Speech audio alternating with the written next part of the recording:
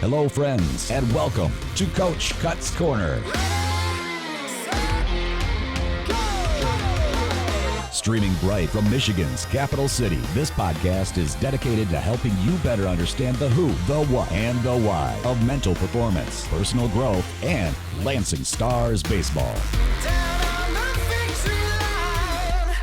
Coach Cut's Corner, brought to you by Eyewash. In collaboration with Lansing Community College. And now here's your host, Stephen Cutter.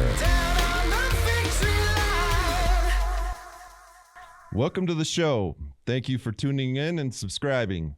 Each week, I hope to provide insights into our program and inspire you to challenge yourself, ultimately helping you enhance your life just as I have mine.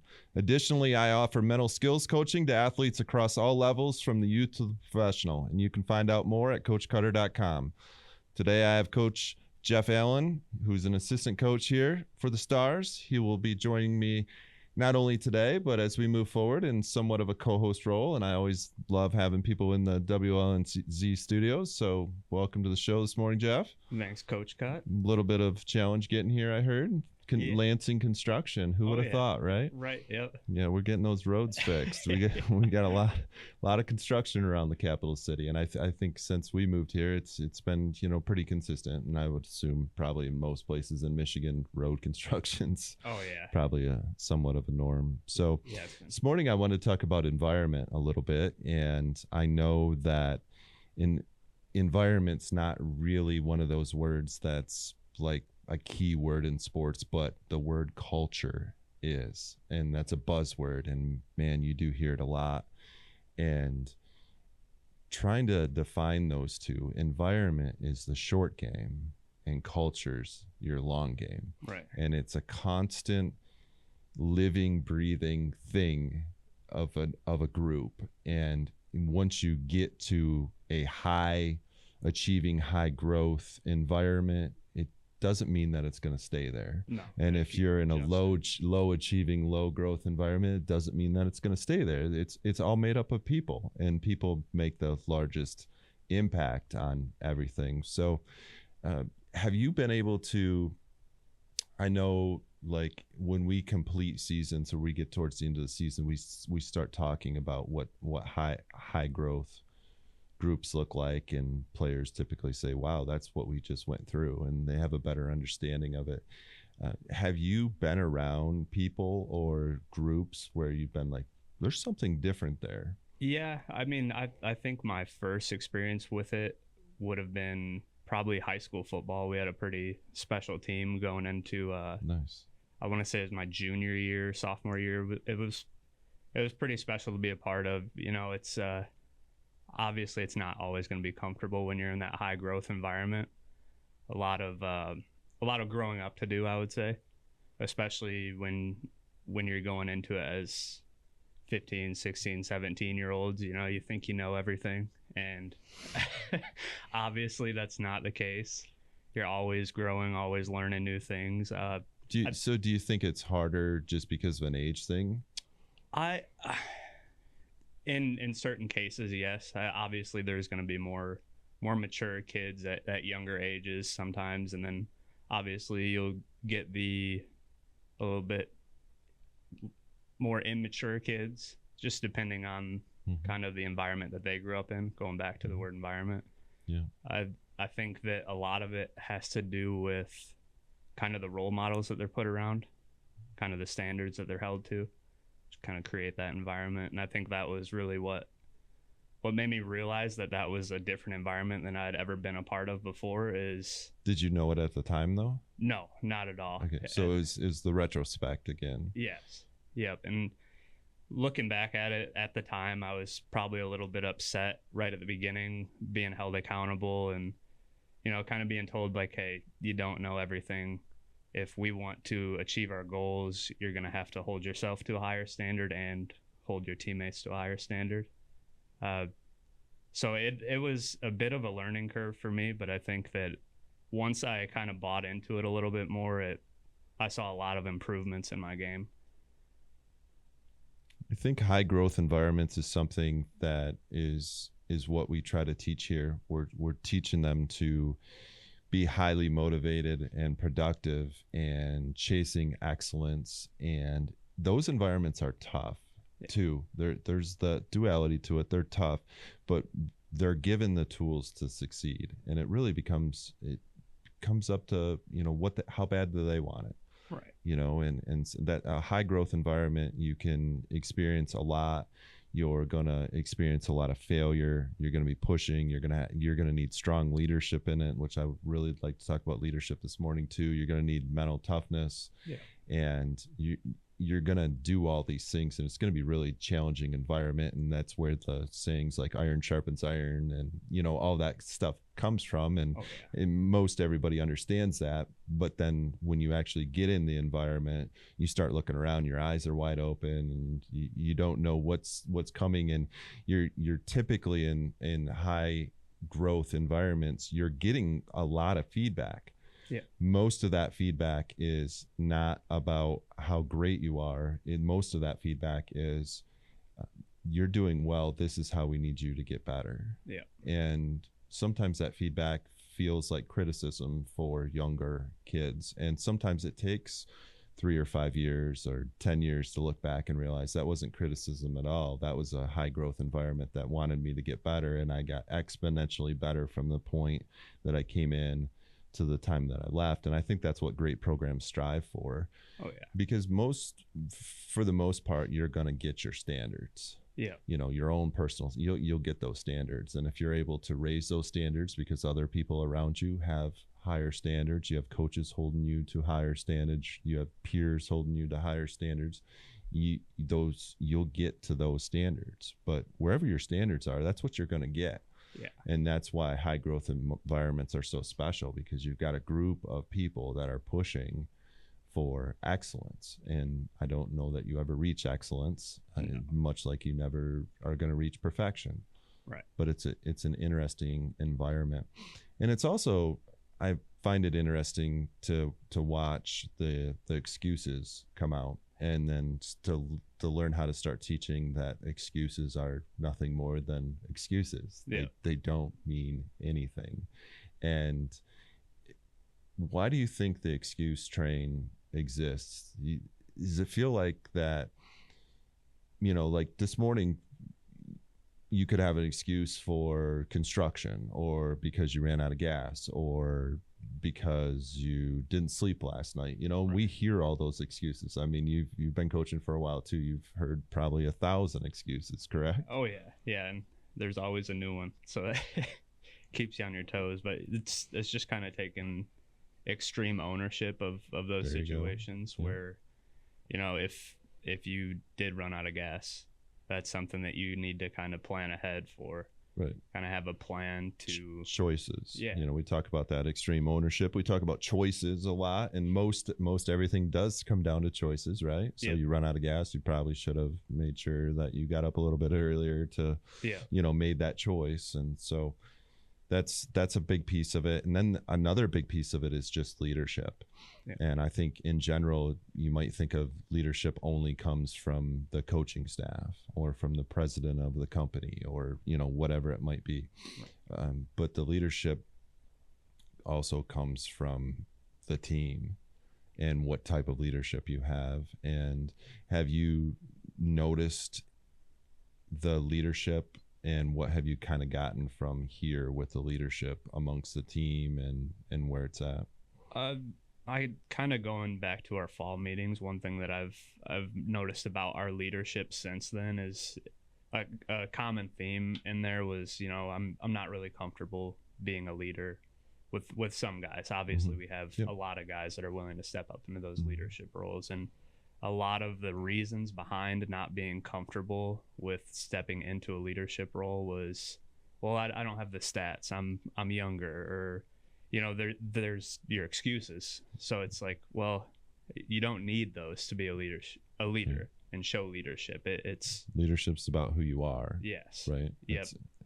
And laying that groundwork with how you approach every day. If you're there early and you're getting in your work and you're, picking teammates up when they're down, and just everything that is in that entire conversation of showing leadership you can do without having those stats. And I think that once you kind of take on that leadership role and stop really caring about what those stats say to tell you if you're going to be a leader or not, the stats kind of naturally come, because what your goal is to help the team win. And obviously when that's your number one goal, you can just play to your best ability and not really press to kind of put those stats up in order to step into that leadership role. Process. Yep. Process. Exactly. What's that process mean to you? Really, as like a coach, you would say, as a coach, I think that it's just kind of leading by example. I think that if I'm able to show up every day with,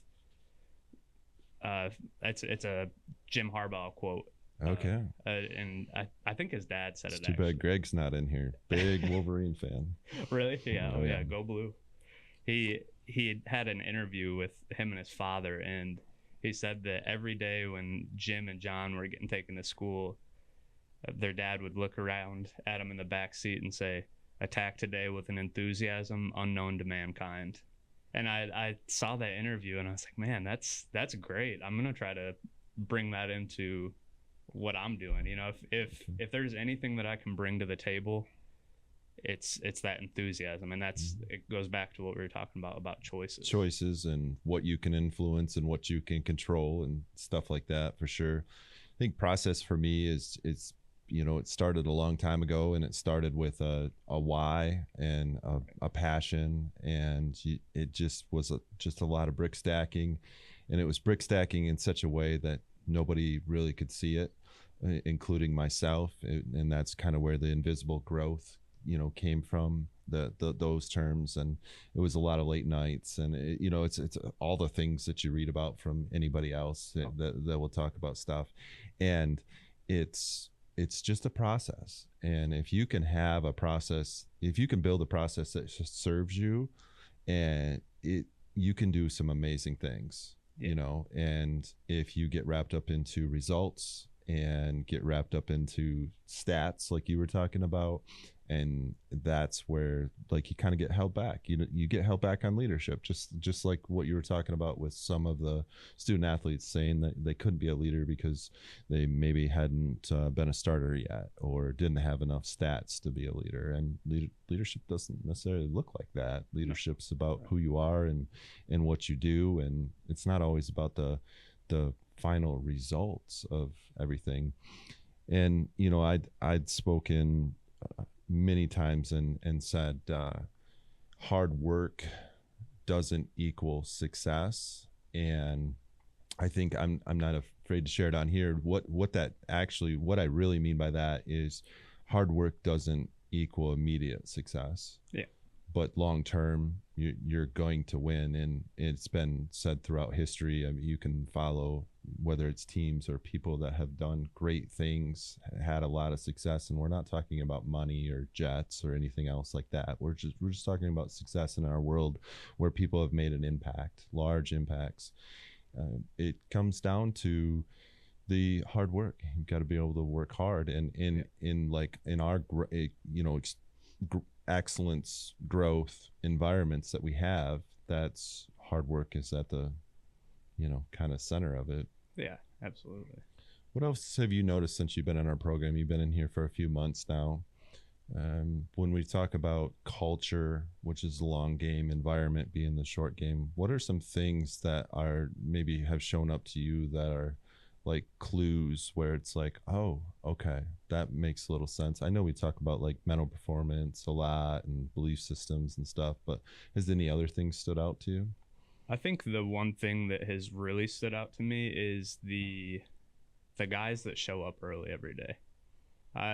That was kind of something that I struggled with at previous teams that I worked with. And, you get there and like I said, you try to attack each day with an enthusiasm unknown to mankind. So I'm there, I'm ready to go. I'm hyped and trying to get the guys fired up and get a great day of practice in. And at times you go in and there's maybe 2 or 3 guys kind of just kicking a rock around, and the difference between the other teams that I've been with and here is I'm trying to beat guys there now. Like I'm showing up 40 minutes early and you're still losing.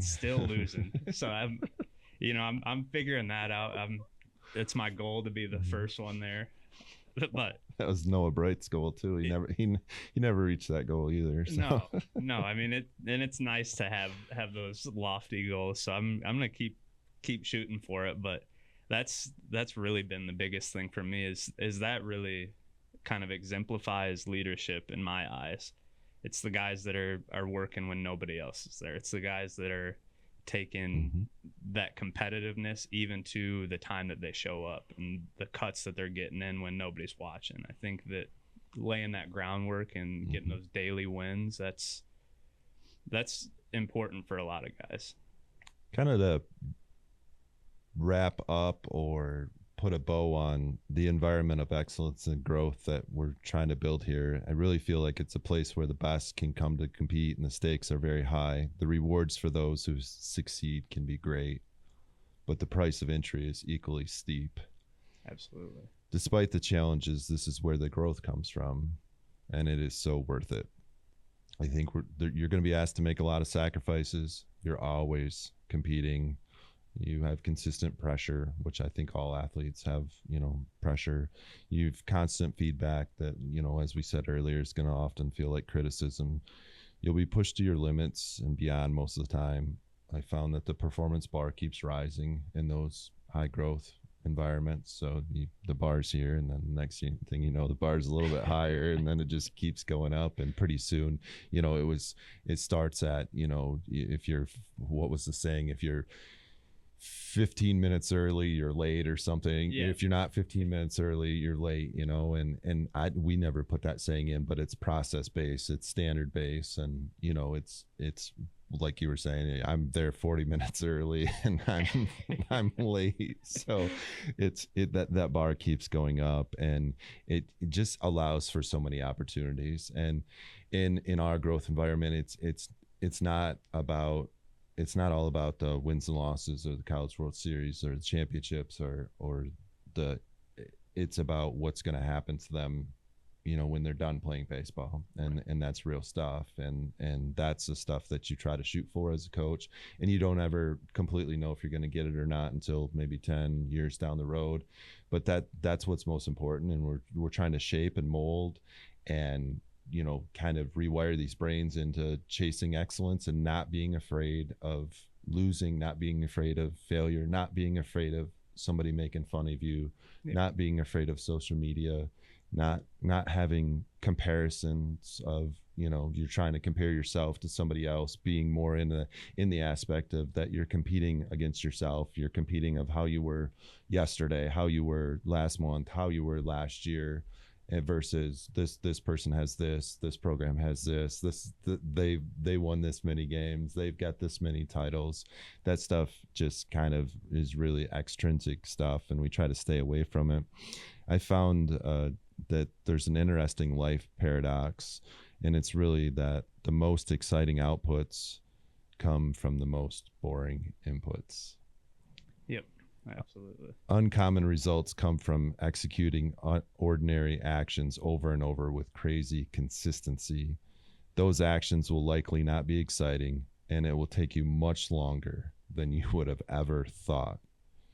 But if you accept the costs of consistency, you can and you will win. And that's really the belief system of what this looks like and what our program looks like. Leadership, excellence, growth, it's a process. Yep. And it doesn't happen overnight. And I would imagine just the same way that our other coaches can see it, you can look at practices, and yes, we're looking at numbers a lot, but you're also looking at people, and you can see growth from people. It's not about expecting perfection. It's not about thinking that they're going to be perfect. They're kids. They're going to make mistakes. Right. It's about just seeing how they respond to that stuff. And that's probably been the thing I love most about the fall seasons in college baseball is you get to see a lot of mistakes, and you get to see them grow as people. And we tend to see quite a bit of growth in our program, and I'm sure other programs do as well. And it's a super rewarding thing because you're seeing people get better. Yeah. Anything to add on that stuff?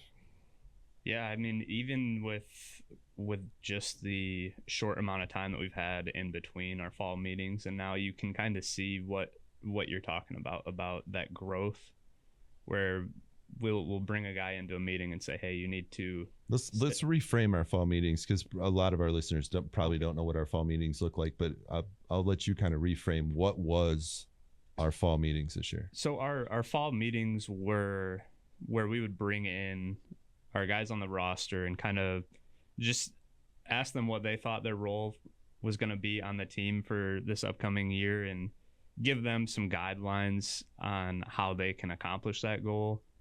Also, we talked about what we think that they could do to help us improve as a team, got their input as to what they think that all of us could do as a group to improve the team, and really just kind of put a game plan together for them. And was that an easy environment for them? Oh, no. Okay. No. Yeah, from what you said, I'll break it down a little bit further. It basically was question-based leadership, is what it was. And so it was a lot of questions, and some of those questions were uncomfortable questions. And it's one player sitting in a large boardroom with a coaching staff on the other side of the table, and the lights are just dimmed down just enough so the spotlight's on the one chair that's across the way. Yeah. And it's putting them in a little bit uncomfortable situation, but it's also question-based leadership, where you're asking for what do they think, and why does this look like this, and how did you do, and what do you need to get better, and then also combining it with what we see. And most of those conversations were fine, but that doesn't mean that they were super comfortable, that the student athletes sitting across the way were like super comfortable. No, right. But that's what a growth environment looks like, and growth environments are really, really challenging. I've been in a couple different ones that had some of those metrics, and they're challenging because you're working hard, you're trying to be a leader, you're trying to do all these things, and then instead of people necessarily giving you hugs and patting you on the back, they're saying, well, that's great, right, but we need this, and the bar goes up just a little bit more, and you're like, the high achievers, the high performers, they're like, okay, next step, next brick, and that's somewhat what we built here, and some of it's toned down certainly because of experience and maturity and things like that. But it's trying to get them to realize that, man, they're capable of so much more, so much more. But it's not just a belief system. It's a brick stacking system, and it's an action system. So thank you for joining me in the studios this morning. Until next time, thank you to all of our listeners. We're all playing a game we can't win, so why not play it to the utmost? Go all in and go Stars.